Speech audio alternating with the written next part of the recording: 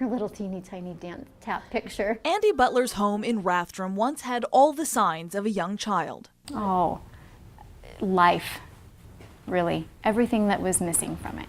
Toys still wait to be played with, but the pink bedroom down the hall now sits empty, waiting for 5-year-old Dee to come home. It's just quiet, and it's lonely.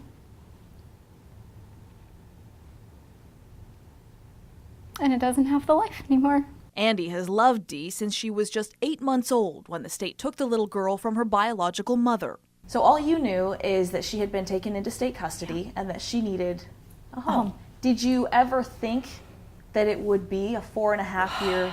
Never. For more than 2 years, Andy simply took care of Dee as her own. The biological parents had voluntarily terminated their rights, and the state began preparing Andy for permanent adoption. But much to her surprise, the state decided to place Dee with a new family, relatives of her biological father. Were they a part of her life on a regular basis? She had never seen them. I don't know what her contact with them was prior to her coming into my care, but she had never. What about after she came into your care? No. Never? Never. The state tells me those relatives expressed interest in 2012 in adopting Dee and had even been part of her life as a baby.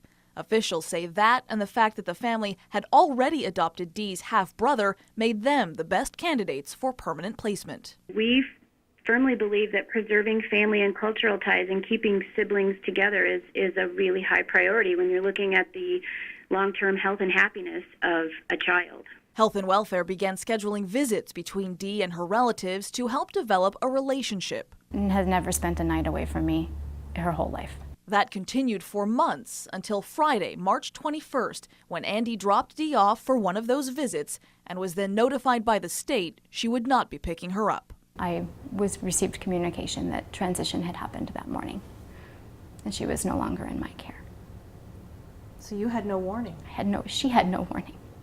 She had no warning. She took the clothes in her little overnight bag. Nothing special. Nothing important. Andy was beside herself. It wasn't until a week later she was offered a goodbye visit. Time was up, and I hugged her and told her that I didn't want to leave her, but I had no choice but her.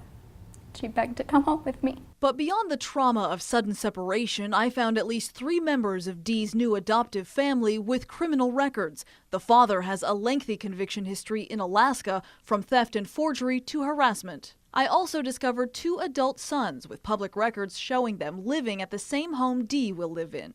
A 19-year-old has multiple convictions, including theft, burglary, underage drinking, and probation violations. A 33-year-old son also has a criminal record spanning several states, including trespassing and drug possession in Idaho, criminal mischief and theft in Alaska, and lewd conduct in Washington. Plus, just 3 months ago, he led police on a high-speed chase across state lines. This is where it all ended. He was convicted of stealing a car in Coeur d'Alene and refusing to pull over, all the way to the Airway Heights Walmart parking lot, where he again tried to run away. Police arrested him immediately. He pleaded guilty in Spokane County to 4 charges against him, and last week he was extradited back to Idaho to face additional charges. I asked the Department of Health and Welfare if they knew about these extensive criminal backgrounds. Did you also do a background check on the 2 adult sons that live in that home as well? Yeah, the background checks are done on any adult living in the home. So that would be a yes, you did do a background check on as well? Well, a background check looks at all adults in the home. I'm just asking if there's a possibility, if they didn't say that those children were living in that home, if they would have been included. And I'm just wondering if you guys did, in fact, do a background check on those 2 individuals. Yeah, we really couldn't answer that one, Whitney. Why is that? In all honesty, we don't know. The department later told me the older son did not go through a background check. The family says he hasn't lived at their home for 10 years and isn't even allowed there. He is currently in jail, but court records in Washington and Idaho show his last known address as his parents' home. The department also told me the younger son did not go through a background check because state law doesn't require it until the age of 21. Officials say there is some concern for that younger son's background that is now being reviewed and monitored. I did confirm the parents passed a background check through the FBI and Idaho State Police. Are there concerns about placing her in a family that has an extensive criminal background? Not with this family. What? We're very, very confident this is a good placement for this child. In a conference call with 2 state officials, Health and Welfare told me current Idaho law only disqualifies families for certain crimes like child abuse, kidnapping, rape, and other crimes against children. Other convictions like misdemeanor forgery or fraud may not be considered at all if they took place more than 5 years ago. They have passed a criminal history and background check in the state of Idaho, and they are licensed to be foster and adoptive parents.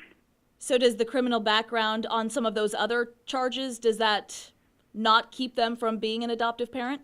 That's correct. For Andy, that's just not enough. It's not a stable environment if you have people that are consistently making poor choices. And she's more determined than ever to bring Dee home. What's next for you then? I keep fighting for her.